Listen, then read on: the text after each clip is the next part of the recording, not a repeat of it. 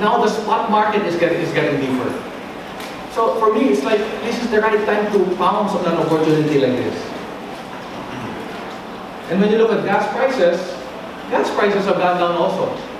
I don't know whether we'll have the same uptick that we did with coal, but you know, again, where we are today is you can buy spot gas, and regasify it at even lower than malampaya gas. What that means is we'll have a lower average cost of electricity. And this is just a sign of that, which is on LNG, assuming spot at 570, including regas, including the existing capacity fees. No? I will not drop the capacity fees here. So this includes the existing capacity fees. So my power plants are kept whole. It's already at or a little less than a coal-fired facility. So what's the whole rationale for this moving towards an 80% world dependent on coal? I don't get it. It's a struggle for us, but I don't get it.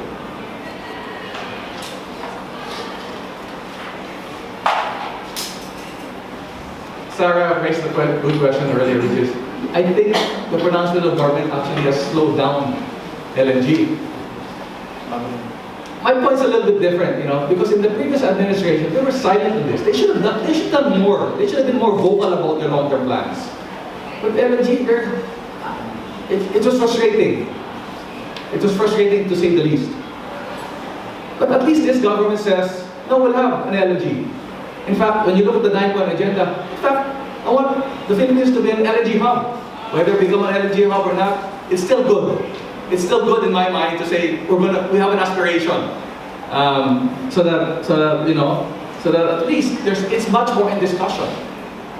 And I'll tell you a little secret. When you look at, which will no longer be a secret, but when you look at even the Batangas Bay where we're located, many of our competitors, as you can imagine, are taking positions on land because they know eventually gas will be there, and eventually they will have the choice of shifting from coal to natural gas if they so choose to do so. But of course, the main issue is how do we complete the dream? You know, we need to ensure when we make this $1 billion investment that there's sufficient utilization. Okay, we need to make sure that there's secured offtake, and that's the painful reality. But the nice thing about it is that many of the infrastructure today, particularly the power plants, are already there. You see? And so in other scenarios, they start from scratch. We're not starting from scratch.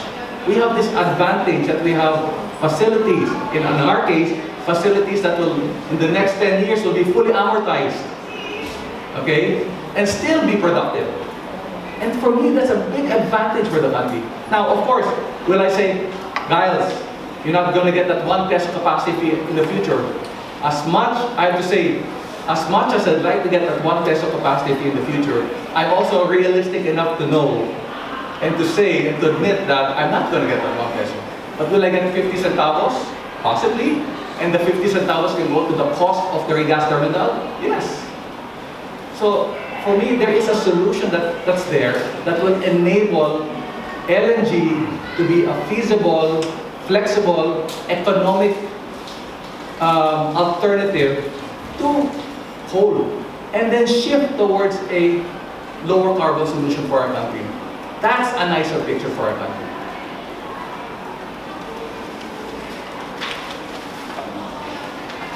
And down to my last slide.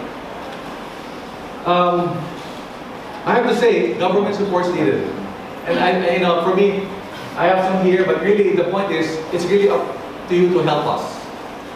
To communicate to the government that, these guys, how do we enable, the private sector with all their plans, okay, for these things to become real? There has to be a better planning system. There has to be, an improved plan, a plan to get this thing done. And I'll leave it to the Q&A for us to get more solutions from all of you. So, my last slide. I'm still about 30 seconds ba? Nape-pressure ako sa iyo eh.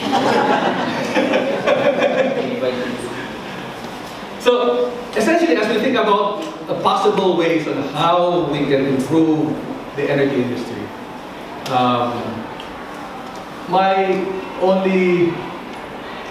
last few cents worth is that we really have to think holistically about the energy future and what we want to create. What do we really want to create? We have to keep our politicians, keep the stakeholders on their toes to make sure that we get what we want. Okay? Remember, it's not, I always say, it's the younger generations that's going to inherit this. And so for me, I always find that, at least in our, is that the younger generation in certain aspects are really smarter than the older, the people in power. Because the people in power sometimes look, oh, what was the solution in the past? And I have to say, when I learned from, I have 4 kids, but I learned a lot from my kids. You know, because the way they look at it is really there's a lot of forward-looking in their outlook. So I have a child, my oldest one works, graduated in Ateneo also, so anyway, it's set aside, but she's now working for a major land company. I won't name it anymore, okay? But a major land company, and she comes home frustrated because, Dad, they're not thinking sustainable. Wow, maybe it's my business that's influencing her. But you know, I don't have to. I can see true frustration on their part that, yeah, we could build something better. So I said, wow, I like the thinking of these people. I like the thinking of the young, because if you talk to the older people, nothing against older people, but it's been something very frustrating because it's like a parent. Oh, I'm correct. And actually, I'm humble enough to know that maybe I'm not correct. Maybe there's other ways of doing it, because after all, they'll be the next set of leaders that will be that this country will need. And so that's my last slide. I think we can open up for Q&A. Thank you very much. Yes, sir, Nanay. I am Giles from Minimal Government Thinkers. I saw that you talk about energy trilemma. I saw the World Energy Council report 2016. No?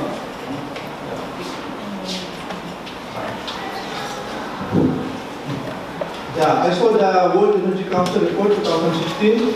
Out of 125 countries surveyed in energy sustainability, the Philippines is #1. Okay. So, energy security, energy accessibility, and environmental sustainability. We're #1 already in environmental sustainability. We can expect rank number 0.5, okay? Out of 155 countries. My response to that is, are you happy? Are we happy? Why you should not be happy? You know why? I'll tell you. Our chairman, okay, his hobby is going water crossing. San Mateo, Rizal. He connects with people that are not connected to, and this is not that far, they are not connected to electricity today. It's actually, that's why for me sometimes you have to really move to you know. Can I finish my question? Yes. Okay. So, point #1, category number, because you mentioned World Trilemma, category #1, and sustainability. But when it comes to energy accessibility, we were #90. Meaning, we have extensive electricity, okay? And of course, there are many factors. We look at our monthly bill, about 11 charges. Yes. Generation charge, emission charge, plus feed-in tariff, Yes. number 12, no? Yes. And feed-in tariff is getting more expensive. Yes. So, point #1. Point #2 is that it is while you showed figures that the cost of wind and solar are getting lower, declining too, it's true. But look at the feed-in tariff rates. Yes. For wind, like your EDC in low cost, Yes. You got 8 something, 840 in 2015, now you get 960, no? Yes, So it's rising, it's not declining, Yes. okay? And the amount of this that even consumer pamilya now, or not even connected with GSM, not connected with them, are paying for the feed, okay? So it's a malady, okay? It's not something to be proud of, it's something that should be, I think it should be, not unproud, not so proud about it, point number 2. Point number 3, I think that we just showed about the share of the Philippines coal rising. Actually, if you look at the installed capacity, the share of coal is only 30 to 35% all these years. It's only actually the actual capacity not the went up to almost that. We showed number like 8%. So because coal has high capacity factor. Solar, I mean, at night, last week, from very cloud, it's capacity factor. Solar is only 10%. And wind will be something like 80%. So wind and solar are so intermittent, unstable, unreliable. I mean, if you want blackout, you mentioned Negros, I'm from Negros. February, I worked there. So Negros, we have about 110 kilowatt of solar. It was heavy rain for 4 hours. And we had blackout for 3 hours. My papa is in the hospital, that's why I went there. And the hospital was noisy because of the generator. So you talk about carbon, and the hospital was feeling a lot of carbon because of diesel generator. So I think that those are, I find some inconsistencies. No, I find your points all spot on. I'm not going to dispute all those points. I think my question is, we are here, last day of August in 2017. We have options that we have to choose from. Right? But those options, if you pursue them, there's not much you can do about a built coal-fired power plant. No. If you look at recent data, okay, load weighted average price. In 2012, it was 540 per kilowatt hour. By 2016, it was 280.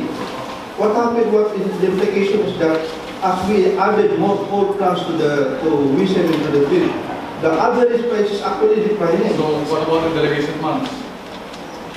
What about in the recent months? Have you looked at Western lately? Yeah, there's something like revisions. No.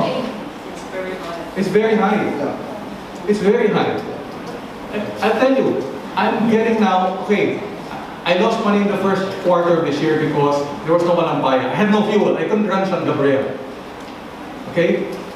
But now I'm making it up because and ironically, I'm willing to contract it at rates lower than what I'm getting in USM because I want predictability.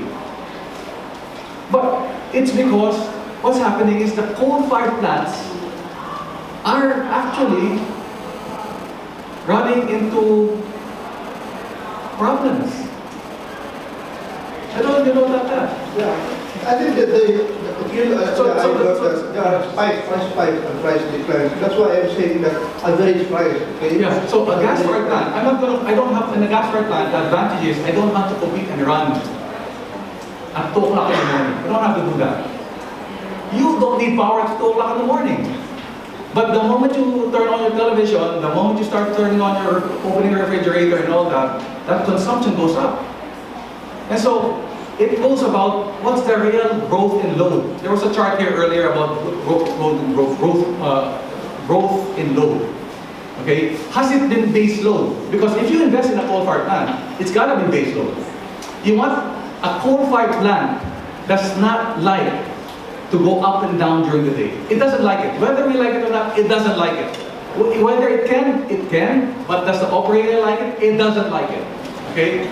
So what's happening is, many of the coal-fired plants that are running today, okay, that look cheap, are running and going through accelerated maintenance because they're being forced to ramp up and down during the day. Because they're not running base load. And that's what's happening today. That is exactly what's happening today. People are investing in base load, but only are running essentially 16 hours a day. So when you look at this chart says actually the base load growth from 2011 to 2016 has really been only 1,500 megawatts of capacity. The mid-merit growth has been 2,120 megawatts of capacity, more than base load. So I'll tell you, if you told me pure mid-merit, who can coal compete on against gas on pure mid-merit? No. Gas is much more flexible in its operation, and also today, especially with the price that it has, is very competitive, not only on the peaking mid-merit, but we're happy to say also on a base load basis. And you can see that from the earlier slide I showed with respect to the rates with Morale. So it's like I said, we're here today. What do we do in the future? Do we approve, for example, the 3,500 megawatts of coal, okay, that Meralco signed up for? Remember, if you make a mistake, you pay for it. Not Meralco, because Meralco will pass on that rate to you. So for me, that's really the question. Do you want to be in a world where you're 80% because you think it's going to be low forever? Because you're not taking into consideration the externalities that are important.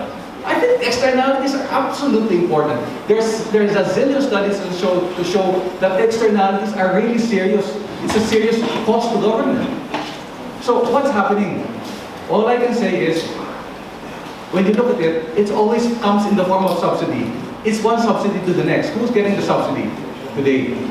And I was just reading a study on subsidies in Indonesia last night in preparation for this discussion, and you see that the one who benefits from the subsidy are the rich.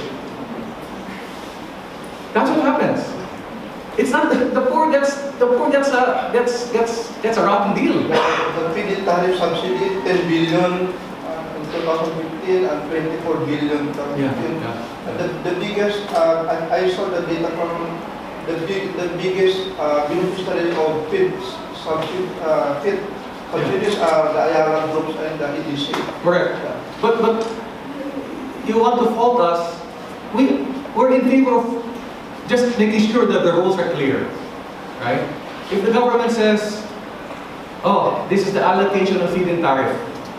By the way, for wind, this is it. For solar, this is it. For run-of-river, this is it. And we said, okay, it's a race, right?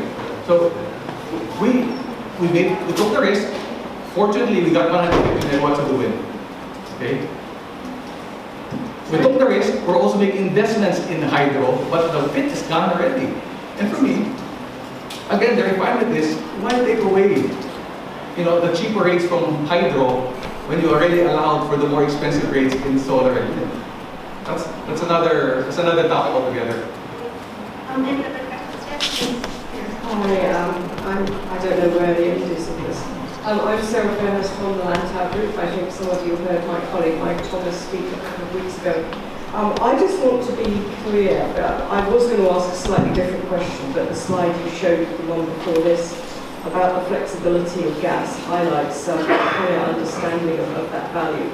The Fukushima example, we will use the Fukushima example, only worked because Japan had more capacity than actually. I agree.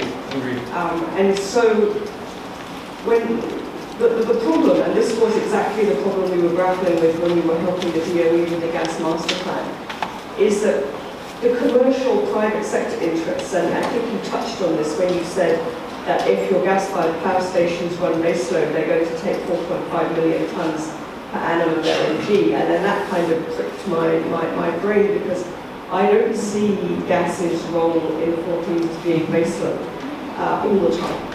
I think you're absolutely right. The slide you showed of the different fuel prices fluctuating year on year is kind of exactly the point.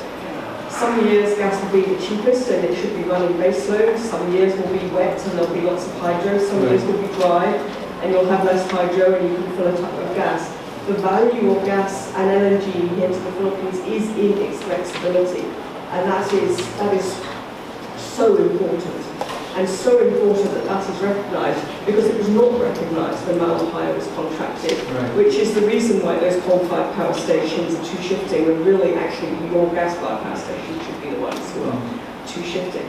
So how can you mix that need, that value and optionality of gas being mid-merit with the very difficult commercial decisions and the certainty, and as you put on your slide, the government needs to help you procure long-term supplies of LNG.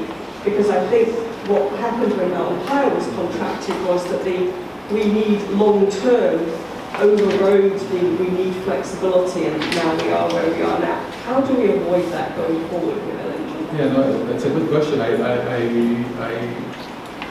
not so sure I have there's no right answer as well. But as far as we're concerned, I think our view on this is we're moving to a path where we have capacity, gas capacity, that could run out of fuel, right? In the meantime, we're building all these coal-fired power plants. So it's like, if you're a planner, you're saying, no one would plan that way. You say, look, those plants, no, let's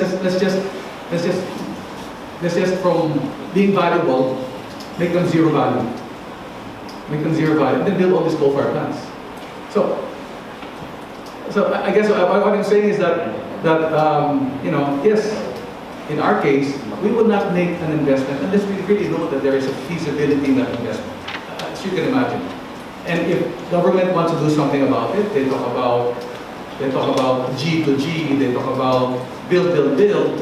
We've told them, okay, are you going to build it or not? The only fear I have is that when we took over EDC 10 years ago, okay, many of the practices were not world-class. Maybe the safety practices were not world-class. So I'm actually of a clear view that government shouldn't really be the builder and operator of these key infrastructure. But I have to say, I don't think there's any right answer. All I'm saying is that we are where we are today. We have today potentially or in operation 3,000 plus megawatts of efficient gas-fired power plant. And I invite everybody to visit our Batangas site, because what you'll see is a power plant that even beyond its original term will still be efficient moving forward. Now, on the argument that it's only mid-merit and sometimes base load, it's a guess. It's a guess. But at the same time, when I look at, I was just sent an email from Siemens. The San Gabriel power plant that we inaugurated last year is the most efficient gas-fired plant of its kind in all of Southeast Asia today. It's running at 60% efficiency. In other words, it needs far less fuel to generate the same amount of electricity. The new upgraded version of that is moving towards a 63% and targeting 65% efficiency.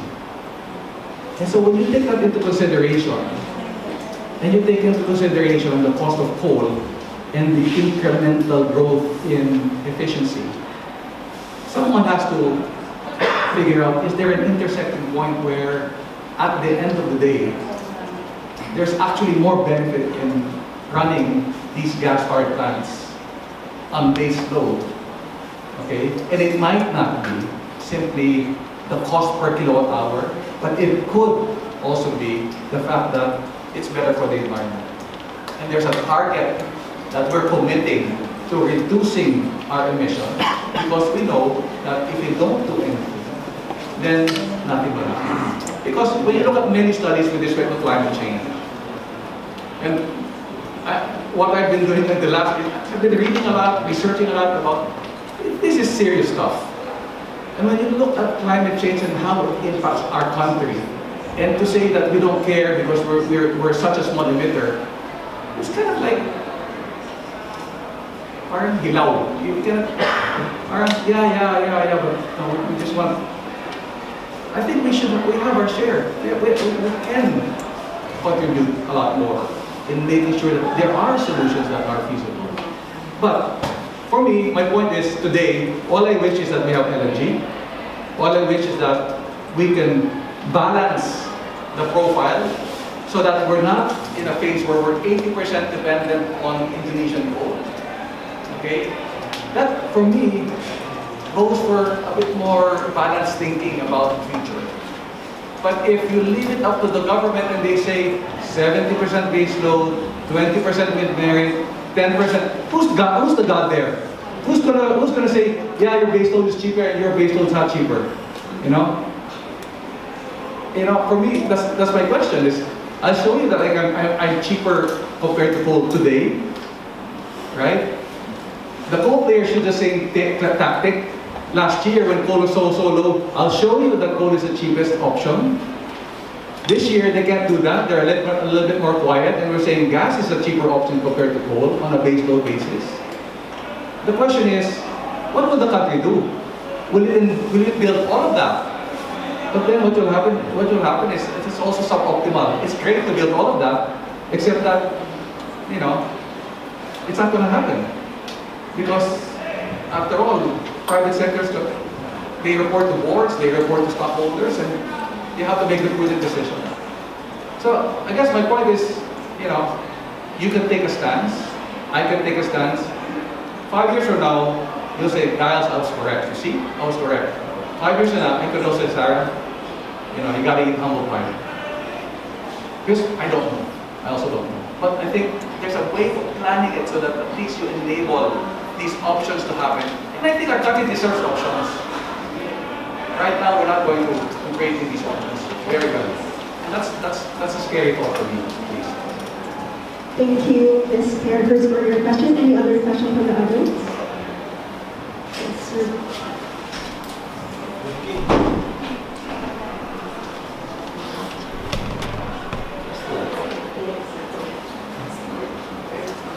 Good afternoon. I'm inviting you from the Institute of Climate Change and Sustainable Cities. Oh, I like you then, immediately. I have three brief questions. On LNG, what specific policies do you want government to undertake? I understand that if you just invest in platforms receiving for your own demand, you are really foregoing scale effects. Because you don't have a pipeline, you don't have regulations for cost recovery and all that. So that's really a tragedy. Number two, do you contrast with Morocco have carve-out provisions? Yeah. I'll answer that. Do you want me to answer all of it one time or? Okay. First one by one. On the first one, we have slides on that. What we're trying to do. First of all, on the first question, what we're trying to do is to build a facility that will accommodate not only the needs of first gen. It doesn't make sense for us to do that. So there's never been intention for us to say this facility will solely be built for first gen's use. It doesn't make sense for me to do that at all. And so what we're doing is building the facility for a minimum of about 5 billion tons per annum. That's 5 billion tons per annum. That's because we already have about 4,500 megawatts plus growth. Because you can imagine when there's an option, when you build this fuel capacity, when you build this capacity already, suddenly more investors will say, no, I can build more gas-fired plants. So you don't want to build it so that it's just enough for the existing demand. There's a bit of additional growth. So what we're doing is, originally our intention is to build it roughly at about 5 million tons, with an option of increasing it to 7 million tons in the medium to long term. So what that means is that even 7 million tons, when you think about it, is not enough to fulfill all the requirements anyway. We talked about 2,000 megawatts of growth in mid-merit. We talk about a total of 3,000 megawatts of growth over 5 years. 7,000 megawatts, 7 million tons, is really not a lot. But having said that, what we're also doing is, I talk about bespoke solutions. One of the things we're also studying very carefully is the realization that we have 7,100 islands, right? And so, ideally, we should be able to unload LNG and offload to island grids. Because right now, they're running on diesel anyway. So that's also part of the game plan. That's also incorporated as part of the technical feasibility. Third, we're also looking at trucking facilities, lowering facilities. I was in Japan, I saw this for myself. I witnessed the loading of an LNG truck to the unloading at the end, to an industrial complex. So when you look at Batangas, within the 100-kilometer radius, those are all truck accessible. So I don't even need a pipeline for the moment. I can deliver gas to our own industrial park in Santo Tomas, Batangas. I can deliver natural gas to LNG to Cavite. I can deliver it to Metro Manila. And that is designed that way as well. And I saw it in Japan. I also saw it in Belgium, where what you do is, if you're a trucker and you have LNG, you just go to the app and say, okay, at 9:45 in the morning, I get a slot on filling up my LNG tanker with LNG. It's so efficient when you look at the systems in Europe. And so for me, all of this technology is there already. We should try to do something here in the country that is, again, a leapfrogging event that will make us, okay, we're at par with the best in the world. Your second question was carve-out. Carve-out provisions. The original contract didn't have a carve-out provision. Did not have a carve-out provision. Because the original contract, remember, was to justify Malampaya gas. And the requirement of the Malampaya gas suppliers was, I really need to make sure there was a stable requirement. How they will be renegotiated in the future, I don't know. It could include carve-out provisions, just to take your point. But today, the existing Santa Rita and San Lorenzo, okay, don't have carve-out provisions. I was talking about carve-out in the context of ARCOA and Yes. Driving Act. Yes, Which are now standard in the Meralco contracts. yes, I understand. But like I said, my response is right now, the existing contracts don't have carve-out, but the existing contracts expire in 2025 and 2027. After that, who knows, they probably will have carve-out provisions. Do you think the FPIC pipeline would be suitable for gas? It will not be suitable for gas, but it will be suitable, like I say, to deliver fuel to our airport today. Because I don't know, if you travel to our airport today, there's usually 1.5 days of storage remaining. So if there's a massive delay, okay, the airport could ground to a halt when the existing FPIC pipeline can actually deliver, aviation fuel directly to the airport today. But I think that's still enjoined by a bit of Calicasan. There's two lines. One of the lines is, the other line you can do that. There are two lines actually. The other line is not operational. It's not. It's just maintained. It's just on standby. Why is that? Is that covered by the rate? No, there is respect to one particular line. But the other is okay. But we're not. It's not. It's moot because it's not operating anyway. Last question. Studies show that standard coal costs are actually inevitable, but we just don't know when the stranding begins. But actually, there's some form of stranding already in Mindanao because of the overbuilt. Yes. The plant factors are really And low. those are brand new coal-fired plants. Yeah. Yes. And a lot of some uncontracted capacity. Yes. Just to take a point on stranding. At the end of the day, as president of our company, that's probably my worst fear of stranded costs. And I'm amazed that coal-fired plants are being built today. Getting approved by boards. Because I don't know. I don't know. I think the risk of getting stranded is quite high. And that's what's happening in other countries already. But the thing is, banks are financing it. And it's so funny that when I talk to the BPI project people, they admit it in public, they don't consider stranded asset risk. Why is that? I am They don't amazed. have enough economics students in their mix. This is why all the people in this room ought to be getting Some out form there. of moral hazard problem there. I have conversations with them. I said, my experience, I'm a banker, an ex-banker. Okay, so I appreciate credit. I went through a very extensive credit course with Chase Management. This is a very extensive course in New York. It's credit 101, right? And for example, I was saying to the banks, you underwrite this big amount, okay? You underwrite. You expect to hold that amount forever? Because you're not going to be able to sell that asset to somebody else later on. That loan will be in your books forever. And what they're hoping for is, the asset life obviously is 25 years, right? They're lending for 10 years. They're hoping that they're taking the risk that within 10 years it's not going to be stranded. Last point, I was with the fuel manager of Clean Energy this morning, Yes, and the coal spot was at 99%. I'm happy about that. Very expensive. Thank you, Mr. Lagarde. We now have time left for one more question. Any more questions from the audience? Yes.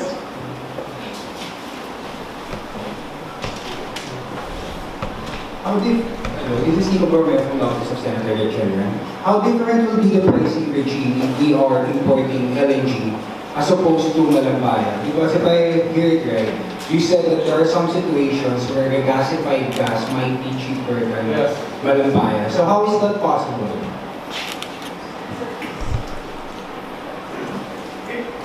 It's possible. Malapaya price is whatever Malapaya price is, right? So Malapaya today is how much? 7. $7.2 per liter. So it's $7.20 per gigajoule. Gigajoule? Yes. $7.20 per gigajoule. And the question is, if I import today, it just happens to be, you can get a marker, right? Typically, LNG can be contracted long term, but the spot market is also deepening. When you look at coal, you would have said maybe coal started also as long-term agreements, and then suddenly the miners took more risk and they started taking spot market risk as well. Because you build coal and you try to sell it in the market, right? So I guess my point is when you look at the spot market today, you probably can contract it at It's 5. 5.7. It's around $6. Yeah. $6 So it's about $6 per million BTU. Which is So around 6 million. it's just coincidental, right? When you look at the price of Santa Rita San Lorenzo earlier, it was 390, or what was it? 373. Huh? But here, it 373. was 373 to 390. So, okay. It's just coincidental that when you look at the LNG price based on 570, based on a regas terminal cost, is roughly about the same price as Malapaya gas. My qualification there was that I'm still being kept whole fully for Santa Rita and San Lorenzo. In other words, right now, when you look at Santa Rita and San Lorenzo, I get a return from what we term as a capacity fee. That capacity fee, okay, pays for debt, taxes, and returns. Okay?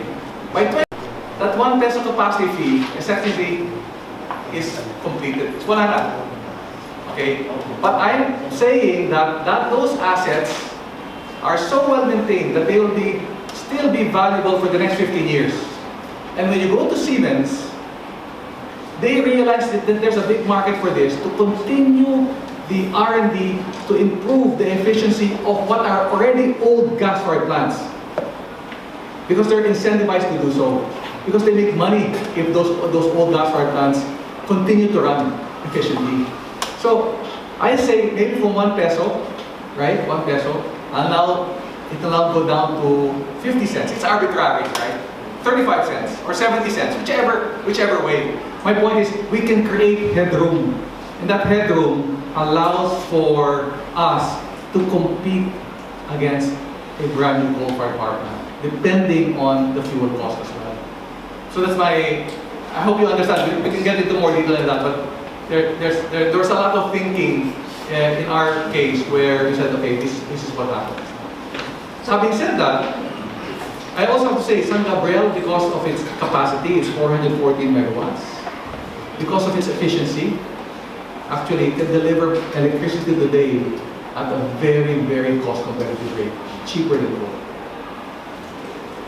So is there still a negotiation ongoing on with regards to the further exploration of Malambaya? So what happens here that will open up? Will we still proceed with that terminal? Yeah, it's a good question. Based on our understanding, and because we also have our own we have audit rights because we're the buyer of biogas. And we've done a number of audits on Malapaya. And so when you look at, there's a trajectory where it's going on. Now, when you look at, I always call it the rent-a-car behavior. When you rent a car from Hertz, they'll say, do you want to return it full or do you want to return it empty? Right? And you say, I return it empty. When you return it, you want every ounce of gasoline out of that tank, because you felt to pay for it.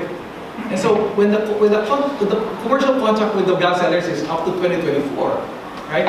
So right now, there's really no incentive for them to keep any amount of gas left in the ground. There could be gas left in the ground, but it's going to be gas that's going to be expensive to extract.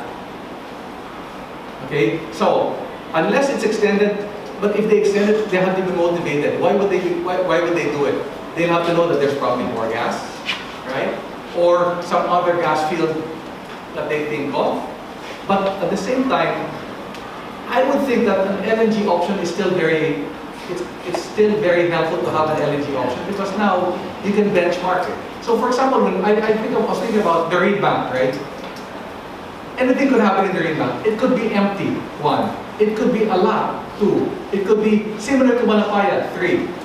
Okay? So when you think of it from that perspective, you say, okay, if it was a lot, right, then actually it won't make sense to invest that 200-kilometer pipeline to connect to Malapaya, because all that means is that the existing gas-fired plants get more fuel. What they would do there is set up a production facility, an LNG facility, that they'll sell not only to Batangas but also to other countries, because there's so much gas.